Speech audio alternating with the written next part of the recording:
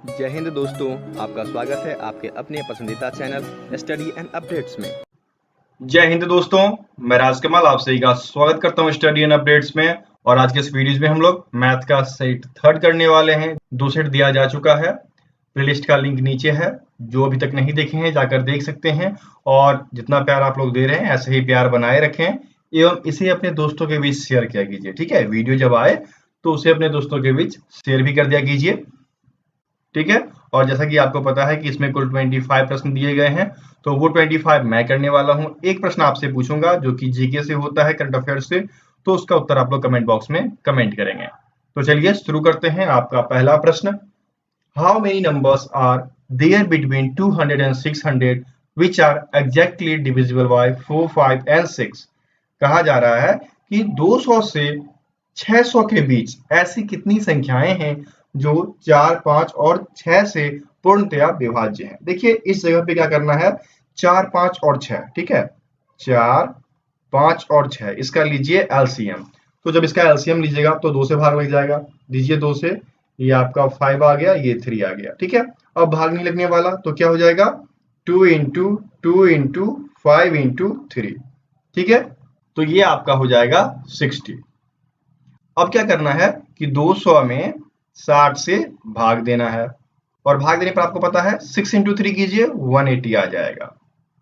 ठीक है, 20 शेष बच गया। चलिए इसी प्रकार 600 में भी 60 से भाग दे देते हैं। ठीक है, अब जब इससे इसमें भाग देते हैं तो 10 बार में पूर्णतया यह कट जाएगा।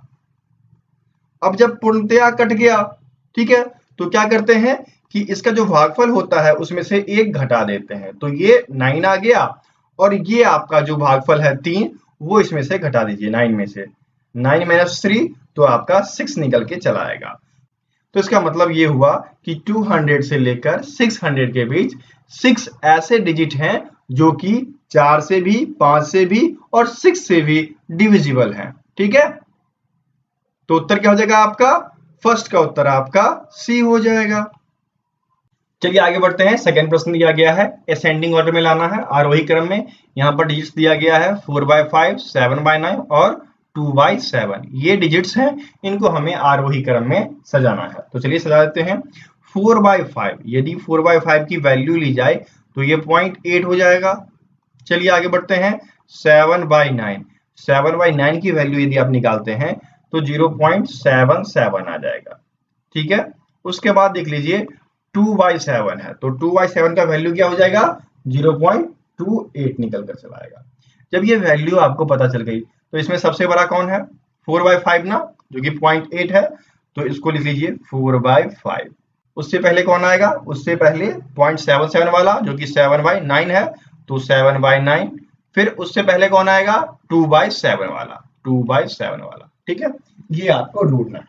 ढूंढिए कहाँ दिया गया है, देखिए ये आपके सी में दिया गया है, 2/7 less than 7/9 less than 4/5। Okay, तो उत्तर क्या हो जाएगा, सेकंड का उत्तर आपका सी हो जाएगा। ठीक है, आगे बढ़े। चलिए आगे बढ़ते हैं। थर्ड दिया गया है, कन्वर्ट टू सिंपल फ्रैक्शन। इसे हमें साधारण भिन्न में बदलना है। क्या दिया गया है, 0.4 टू दी पावर 32। ठीक है, ये दिया गया है। तो यहाँ पर क्या होता है, जल्दी से बताइए। जब ऐसे प्रश्न दिया रहता है तो पहले तो इस डिजिट को पूरा लिख लो। ठीक है, ये हो गया आपका 432 माइनस 4 बाय, बार के नीचे जितने डिजिट होंगे वो लिख दो, 99, और कितने डेसिमल रह गए, एक ना, एक जीरो डाल दो, ये आपका निकल कर चला आएगा। तो 432 में से यदि हम 4 घटाते हैं तो हमें 428 प्राप्त होता है, 428/990। क्या ये उत्तर में है, नहीं ना, तो क्या हो जाएगा, डी, नन ऑफ दीज। उत्तर यहां पर थर्ड का डी हो जाएगा, इनमें से कोई नहीं। ठीक है, चलिए आगे बढ़ते हैं। फोर्थ प्रश्न दिया गया है, the ratio of income of A and B is 8:5 if the ratio of their expense is 5:3 and the saving between each are 1800 and 1500 respectively, then find the income of A and B separately। कहा जा रहा है कि A और B के आय का अनुपात 8:5 है, यदि इनके खर्च का अनुपात 5:3 है, और प्रत्येक के बीच बचत जो है क्रमशः 1800 रुपये और 1500 रुपये है, तो ए और बी की पृथक पृथक आय ज्ञात करनी है। ठीक है, कैसे ज्ञात करोगे? देखो सिंपल सी बात है, ए और बी का रेशियो दिया गया है, A/B, ये लिख लो पहले। अब अर्निंग आय, ठीक है, ये इनकम का, तो इनकम जो है वह आपके 8/5 दिया गया है। एक्सपेंस क्या दिया है? खर्च, खर्च जो है वह आपका 5/3 है। और सेविंग कितना है? बचत, बचत जो है वह आपका 1800/1500 है। यदि हम अनुपातिक राशि x मान लें, x हमारा अनुपातिक राशि है, तो अकॉर्डिंग टू क्वेश्चन क्या हो जाएगा? अकॉर्डिंग टू क्वेश्चन 8x, ठीक है, 8x minus 1800 by 5x minus 1500 equals to 5/3, जैसा कि प्रश्न में कहा गया है। तो अब क्रॉस मल्टीप्लिकेशन कर लो। क्रॉस मल्टीप्लिकेशन करने के बाद ये आपको आ जाएगा 24x minus 5400 equals to 25x minus 7500। अब चर वाले को एक तरफ कर लीजिए, अचर वाले को एक तरफ कर लीजिए, तो क्या हो जाएगा? ये देख लीजिए, 7500 minus 5400 equals to 25x minus 24। ठीक है, इसको घटा लीजिए, कितना आएगा? ये आपका 2100 निकल कर आया, 2100 इक्वल्स टू x। ठीक है, ये आ गया ना। अब जब x आपको पता चल गया तो आपको इनकी अर्निंग पता चल जाएगी। अर्निंग का अनुपात 8x 5x है, तो 8x इसका मतलब 8 इंटू 2100 इक्वल्स टू क्या हो गया? 16,800। ठीक है, दूसरा आपका 5x है, इसका मतलब 5 इंटू 2100 इक्वल्स टू क्या हो जाएगा? 10,500। अब ये दोनों आपका निकल के चला आया 16,800 और 10,500। ये आपको ढूंढना है, 16,800 और 10,500, जो कि यहाँ पर सी में दिया गया है। तो फोर्थ का उत्तर क्या हो जाएगा? सी हो जाएगा। चलिए आगे बढ़ते हैं। पांचवा दिया गया है, the ratio of value of ₹1, ₹5, ₹10 notes in a bag is 3:4:6। If there is ₹132 in the bag, then how much ₹5 note? कहा जा रहा है कि एक थैली में ₹1, ₹5 और ₹10 के नोट का मूल्य का अनुपात 3:4:6 है। अब क्या कह रहा है कि थैले में यदि ₹132 है तो ₹5 के नोट कितने हैं, ये आपको बताना है। बहुत ही आसान।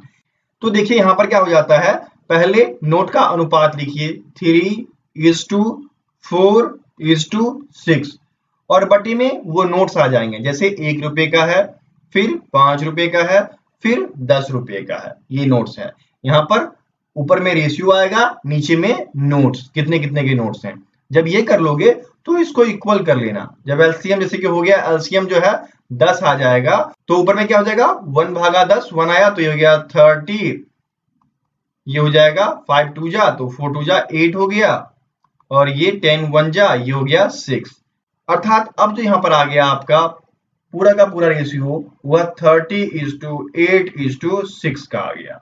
ठीक है, अब इस रेशियो से सारा काम हो जाएगा। अब पहले इस रेशियो का योग कर दो, तो ये योग हो जाएगा 30 + 8 + 6। इसका मतलब कुल 44 नोट अवेलेबल है यहाँ पर।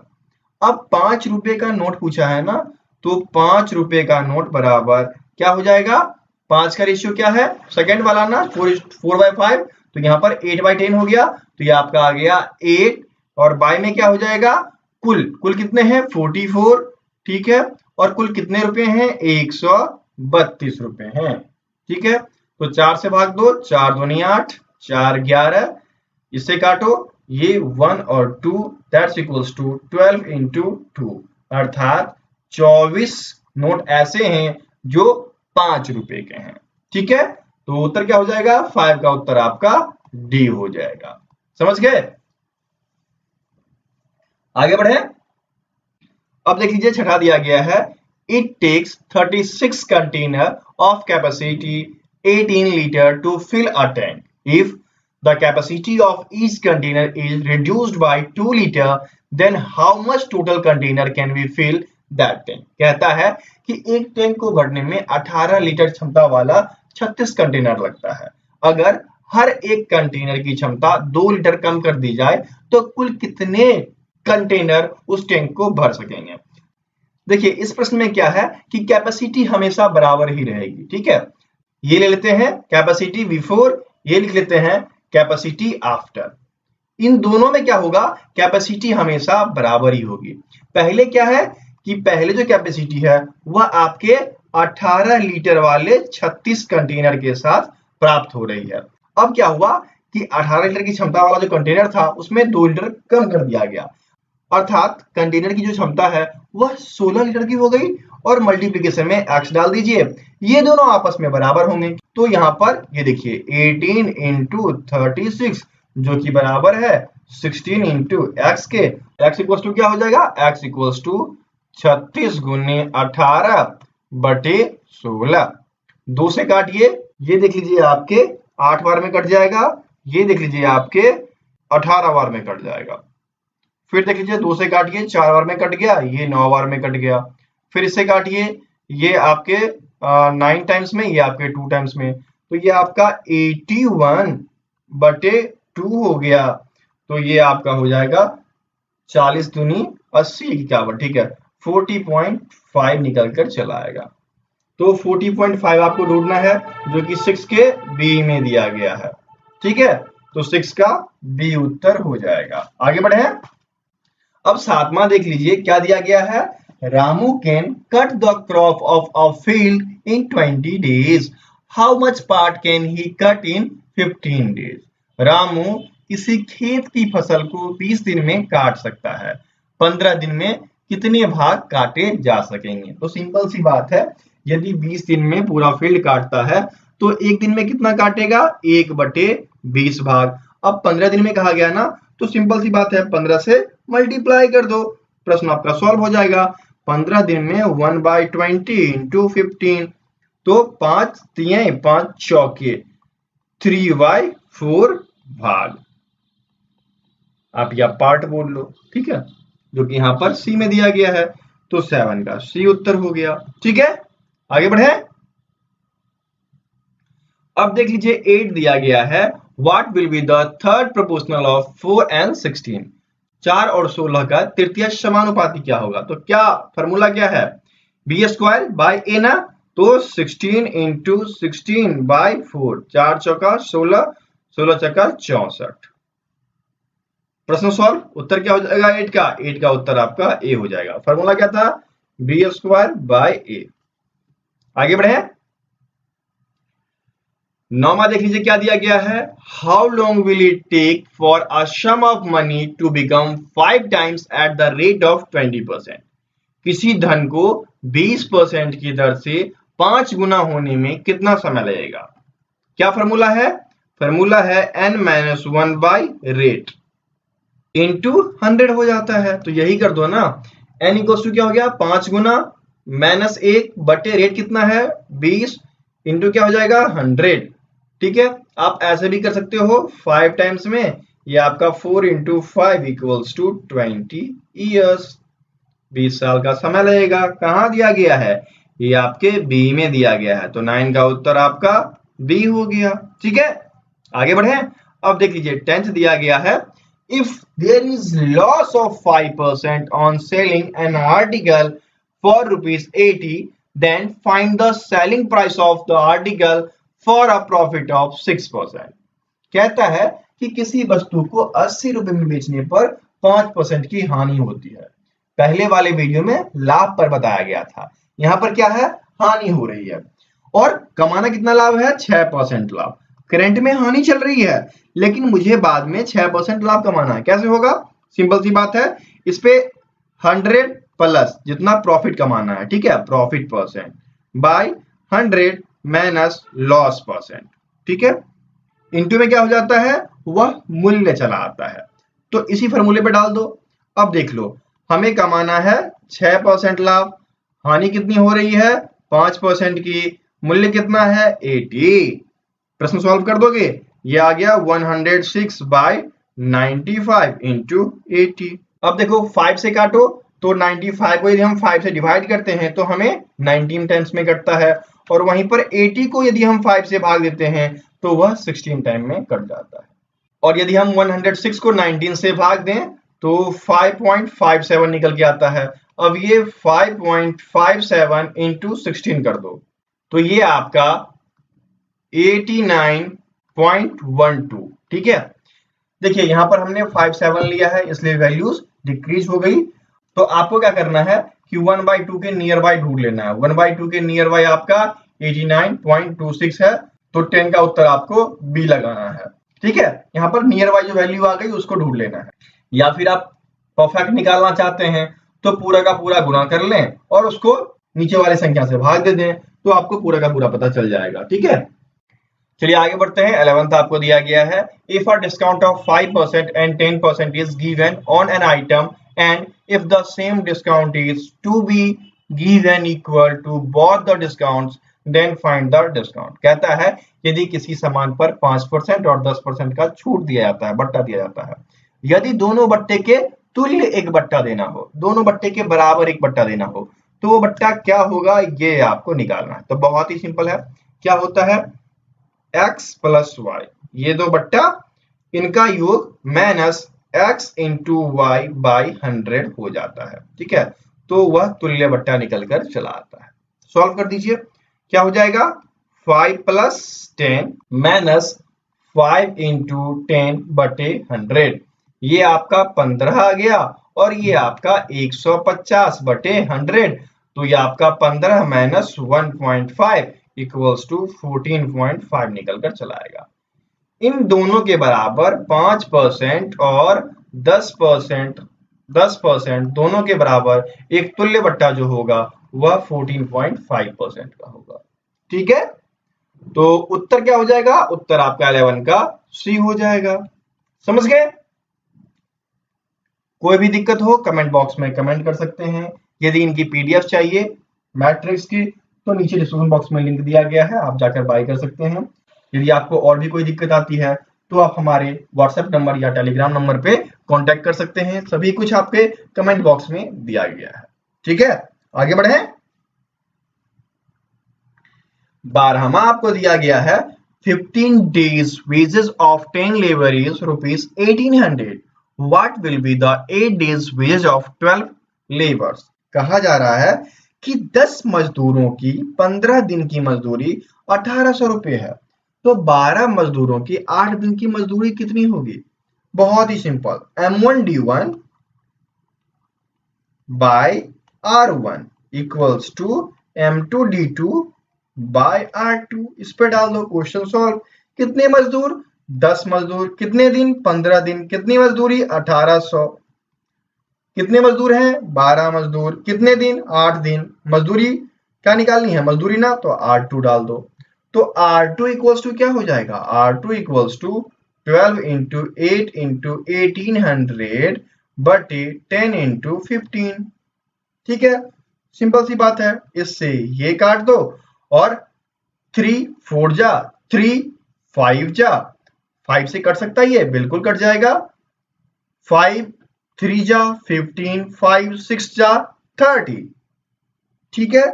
तो यहां पर आपका क्या आ गया 36 इंटू 8 इंटू 4, मल्टीप्लाई कीजिए 1152 निकल के चला आएगा। अर्थात 12 मजदूरों की 8 दिन की मजदूरी 1152 रुपये होगा। कहां दिया गया है, डी में, तो 12 का उत्तर डी हो जाएगा।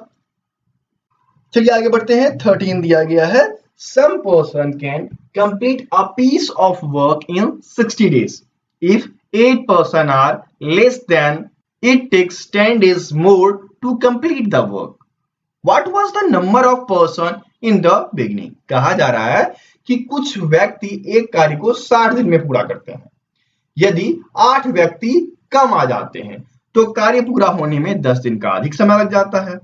तो प्रारंभ में कितने व्यक्ति थे ये बताना है। तो इसके लिए बहुत ही सिंपल ट्रिक देता हूं, नोट डाउन कर लो।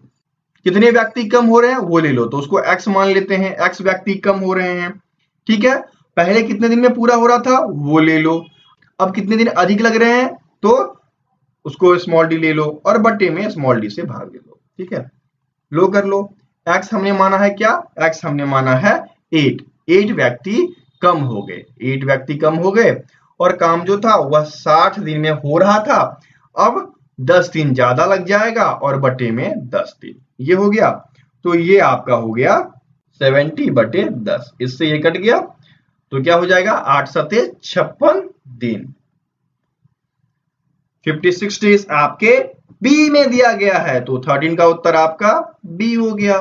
ठीक है, आगे बढ़े। अब 14 आपका दिया गया है, a tap can fill a tank in 12 hours, but due to one hole of tank being open, 1/3 of filling tap water flows out. In this situation, how much time will take to fill a tank? कहा जा रहा है कि एक टंकी को एक नल 12 घंटे में भर सकता है, किंतु एक छोटा सा छेद खुला रह गया जिसके कारण उसका 1/3 पानी बाहर बह गया। तो इस स्थिति में टंकी को भरने में कितना समय लगेगा? लास्ट टाइम बताया था ना आपको, क्या बताया था ये बताइए। इसका एक फॉर्मूला बताया था कि कितना समय लग रहा है, तो ये 12 घंटे का समय लग रहा है। पूरे एक में से कितना खाली हो गया? 1/3 खाली हो गया। बस इसी को तो सॉल्व करना है। 12/3 - 1/3 और ये हो गया 12/2/3, तो ये हो जाएगा 12 × 3/2, 6, 18 आवर। उस छेद की वजह से अब जो टंकी है वह 18 घंटे में भरेगी। तो उत्तर क्या हो गया? 14 का उत्तर आपका डी हो गया। समझ गए? आगे बढ़े। अब देख लीजिए 15 दिया गया है, a man goes from his home to office at 18 km/h and comes back at 30 km/h, taking him 40 minutes in total. So till what is the distance of office from his house? कहा जा रहा है कि एक व्यक्ति अपने घर से ऑफिस 18 किलोमीटर प्रति घंटा की चाल से जाता है और वह 30 किलोमीटर प्रति घंटा की रफ्तार से वापस लौट आता है, तो उसे कुल मिलाकर 40 मिनट का समय लगता है। तो बताएं उसके घर से ऑफिस की दूरी कितनी है? बहुत ही सिंपल, ऐसे ऐसे प्रश्न आपको पूछे जाते हैं और मैं ट्रिक बताऊंगा प्रश्न आपका सॉल्व। यहां पर क्या करना है, स्पीड फर्स्ट इनटू स्पीड 2, जितना समय लगा बटे में स्पीड 1 प्लस स्पीड 2, इस पर डाल दो, प्रश्न आपका सॉल्व हो जाएगा। स्पीड 1 कितना है? 18 km/h, दूसरे का 30 km/h, समय क्या है यहाँ पर? 40 मिनट। ये ध्यान रखना, यहाँ पर 40 मिनट है और ये km/h में है, तो क्या करते हैं कि 40 मिनट को km/h में चेंज कर देते हैं सिंपली, और बटे में क्या हो जाएगा? 18 प्लस 30, इससे ये कट गया, 2 दूनी 4, 2 3 6, इससे ये काट तो 10 बार में कट गया। ठीक है, ये आपका हो गया 180 × 2, बटे में क्या हो जाएगा? बटे में आपका 48 आ गया। ठीक है, तो 48 को यदि 2 से काटते हैं तो 2 चौके 24 बार में कट गया। तो अब ना भाग ही दे देते हैं। ठीक है, 180 भागा 24 कर देते हैं तो 7.5 निकल कर चला आता है। ठीक है, बहुत ही आसानी से सॉल्व हो गया ना। उत्तर क्या हो जाएगा जल्दी से बताइए? 15 का उत्तर आपका बी हो जाएगा। समझ गए? ऐसे प्रश्न आते हैं, बीपीआई हैं और इनको आप चुटकी में सॉल्व कर देना। ठीक है, 16 आपको दिया गया है, 2 trains running in the same direction, the faster train crosses the slower train in 48 second while those traveling in the opposite direction cross each other in 12 seconds. If the speed of faster train is 105 km/h, what will be the speed of the slower train? कह रहा आपसे कि एक ही दिशा में चलने वाली दो train, तेज गति वाली ट्रेन धीमी ट्रेन को 48 सेकेंड में पार कर जाती है, जबकि विपरीत दिशा में ये दोनों एक दूसरे को 12 सेकेंड में पार कर जाते हैं। यदि तेज ट्रेन की गति 105 किलोमीटर प्रति घंटा है तो धीमी ट्रेन की चाल क्या होगा? देखिए यहाँ पर एक शॉर्ट ट्रिक है, उस शॉर्ट ट्रिक का प्रयोग करके आप इस प्रश्न को सॉल्व करेंगे। शॉर्ट ट्रिक क्या है कि फास्टर ट्रेन की स्पीड बाय स्लोअर ट्रेन की स्पीड इक्वल्स टू क्या होता है, addition of time by subtraction of time. ठीक है, इस पे प्रश्न आपका सॉल्व हो जाएगा। जैसे आपको दिया गया है फास्टर ट्रेन 105 वाला है बट स्लोअर का हमें नहीं पता, तो ये हम एक्स डाल देते हैं। इक्वल्स टू क्या हो जाएगा, addition 48 plus 12 second by 48 minus 12 second. ठीक है, ये आपका हो गया 105 बाई एक्स इक्वल्स टू क्या हो जाएगा, 60 बाई 36। ठीक है, तो x इक्वल्स टू क्या हो गया, 105 इंटू 36 बाई 60। 6 से काटिए, 6 36, ये 10 बार में कट गया। ठीक है, तो 10.5 इंटू 6 कर दीजिए, ये आपका 63 निकल कर चला आएगा। तो 63 ढूंढिए, आपके सी में दिया गया है। ठीक है, तो 16 का उत्तर आपका सी हो जाएगा। अब चलिए आगे बढ़ते हैं। 17 दिया गया है, a seller crosses a distance of 12 km in 45 minutes in the upstream, while in the same time downstream covers a distance of 8 km. Then what is the velocity of current? कहा जा रहा है कि एक नाविक धारा की दिशा में 45 मिनट में 12 किलोमीटर की दूरी तय करता है, जबकि धारा की विपरीत दिशा में उतने ही समय में 8 किलोमीटर की दूरी तय करता है। तो धारा का वेग बताना है। देखिए यहाँ पर एक फॉर्मूला होता है, धारा का वेग बराबर दूरी का अंतर बटे 2 इंटू समय। ठीक है, तो धारा का वेग, तो velocity of stream equals to difference between them. तो यहाँ देख लीजिए, एक बार 12 और एक बार 8, और बाय में क्या हो जाएगा, टाइम ना यहाँ पर 45 मिनट दिया है, ये किलोमीटर में है। ठीक है, तो हमें इसे आवर में चेंज करना पड़ेगा, तभी तो किलोमीटर पर आवर का बनेगा। तो यहाँ पर क्या हो जाएगा, 2 इंटू टाइम जो है वह 45 बाई 60 कर देंगे, तभी तो यह आवर में कन्वर्ट हो गया, क्योंकि वेलोसिटी क्या होगी, किलोमीटर पर आवर में हो जाएगी। ओके, अब देखना, ये हो गया 4 बाई 2 इंटू 45 इंटू 60, इससे ये काट दो। ठीक है, 2 टाइम्स में, और इससे ये काट दो, पंडा तिया 45, पंडा चौका 60। ठीक है, ये हो गया 8 बाई 3 किलोमीटर पर आवर। ये है वेलोसिटी ऑफ स्ट्रीम, अर्थात धारा का वेग जो है 8 बाई 3 किलोमीटर पर आवर है, जो कि यहाँ पर सी में दिया गया है। तो 17 का उत्तर क्या हो जाएगा, सी हो जाएगा। ठीक है, आगे बढ़े। चलिए आगे बढ़ते हैं। 18 दिया गया है, 40 litre mixture of water and milk contains 20% water.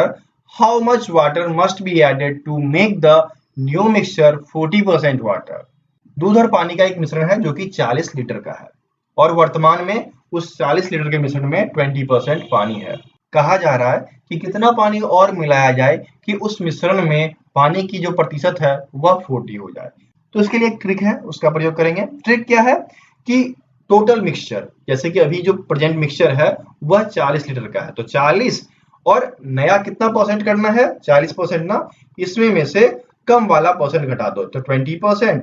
Bye में क्या हो जाएगा, 100 माइनस नया वाला परसेंट। ठीक है, तो 40 इंटू 20 बटे क्या हो जाएगा, 100 माइनस 40, तो 60। इससे ये कट गया, 2 3 कट गया, तो 40 बाई 3 निकल के चला आया। तो 40 बाई 3 क्या होता है, जल्दी से बताइए। यह आपका 13.3333 चलता चला जाएगा। ठीक है, तो 13 मान लीजिए। यदि 13 लीटर पानी और मिलाया जाए तो जो 20% था पानी का प्रतिशत, वह अब 40% हो जाएगा। तो 13 आपके सी में दिया गया है, तो 18 का उत्तर सी हो गया। ठीक है, चलो आगे बढ़ते हैं। 19 दिया गया है, the ratio of radii of 2 cone is 1:2 and the ratio of their height is 3:2. Then what will be the ratio of their volumes? कहा जा रहा है कि दो शंकु की त्रिज्या का अनुपात 1:2 है तथा इनकी ऊंचाइयों का अनुपात 3:2 है, तब इनके आयतन का अनुपात क्या होगा। तो इनके आयतन का जो अनुपात होगा, R1 का square H1 is to R2 का स्क्वायर H2। ठीक है, ये हो जाएगा। अब देख लीजिए, R1 जो है 1 का स्क्वायर, H1 3 हो जाएगा। ठीक है, R2 कितना है, 2 का स्क्वायर, और H2 कितना है, 2 है।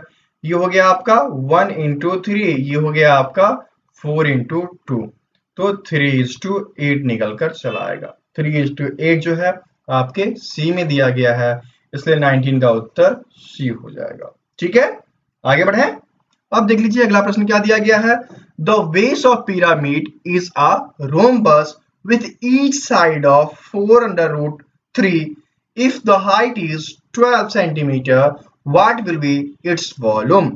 कहा जा रहा है कि एक पिरामिड का आधार जो है वह समषटभुजाकार है, जिसकी प्रत्येक भुजा 4√3 है, इसकी ऊंचाई 12 सेंटीमीटर है, उसका आयतन क्या होगा। तो सीधी सी बात है, पिरामिड का आयतन इक्वल टू क्या हो जाएगा 1/3 इंटू बेस का एरिया। तो बेस का एरिया समषटभुजाकार है, ठीक है, 6 इंटू रोम्बस का एरिया क्या होता है √3/4 इंटू भुजा स्क्वायर। ठीक है, भुजा स्क्वायर में यहाँ पर ए का स्क्वायर आएगा, तो ए कितना है 4√3, तो 4√3 का स्क्वायर इंटू यहाँ पर क्या हो जाएगा हाइट, तो 12।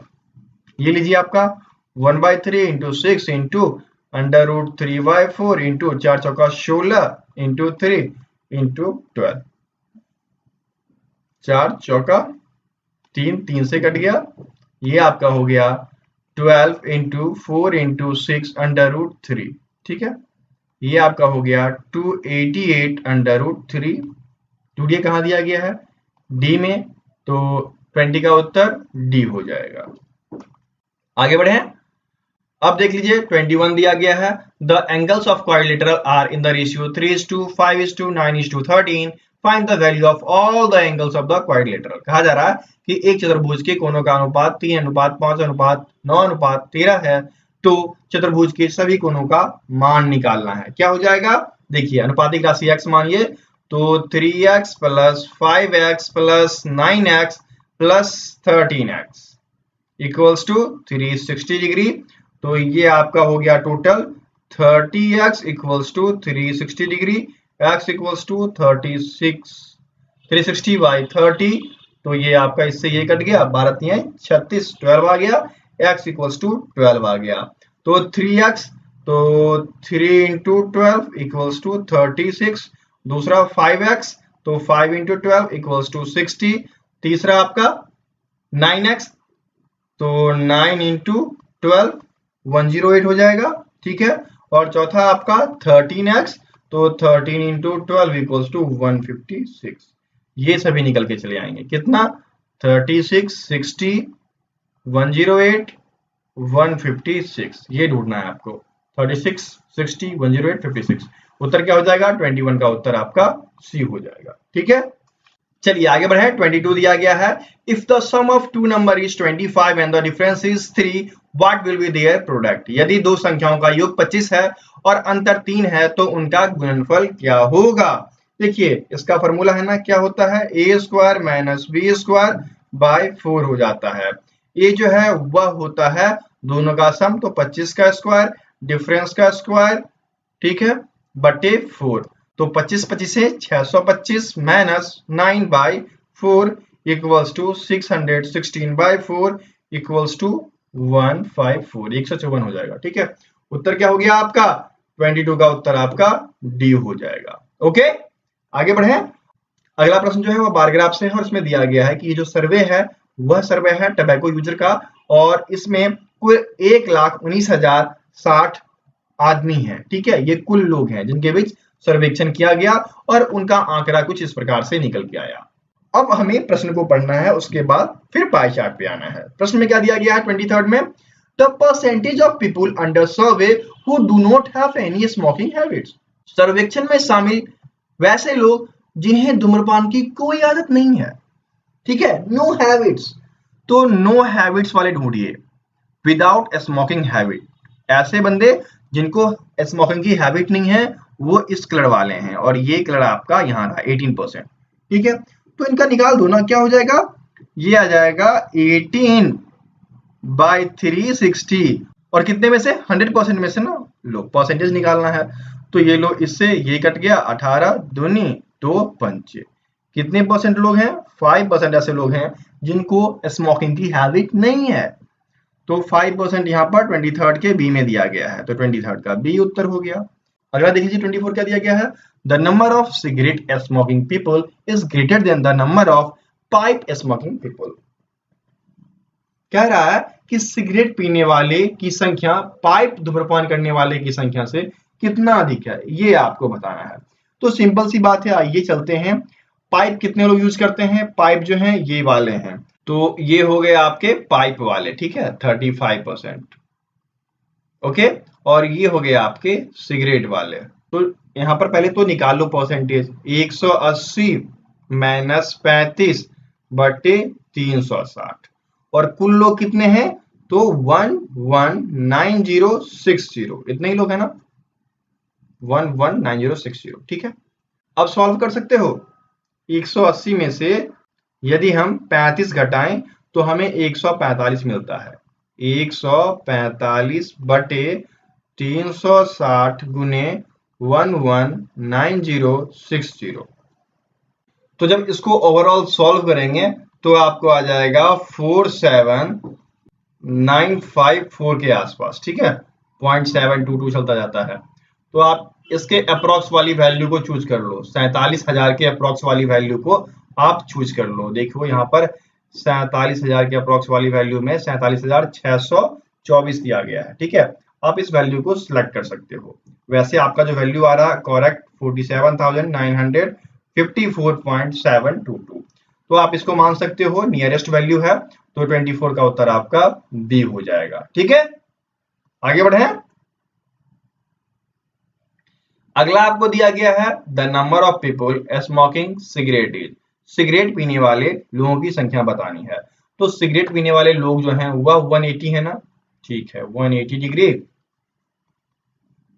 बटे 360 इंटू 119060, इसको कट कर देना, ये आपको अप्रोक्सीमेटली 18 दूनी 36, तो 119060 बाय 2, तो ये आपको 59530 निकल कर आएगा। 59530, देखिए यहाँ पर सी में दिया गया है, तो 25 का उत्तर आपका सी हो जाएगा, ठीक है। इस प्रकार से आपके 25 के 25 प्रश्न समाप्त होते हैं। और एक प्रश्न जो मैं आपसे पूछूंगा वो ये रहा कि which body collaborated with Hindustan Lever and Google for conducting AI for Agriculture hackathon। कृषि हैकाथन के लिए एआई क्या है? आर्टिफिशियल इंटेलिजेंस, ठीक है। कृषि के लिए आर्टिफिशियल इंटेलिजेंस क्रिएट किया जा रहा है, तो उसमें हिंदुस्तान यूनिलीवर और गूगल का सहयोग किया जा रहा है।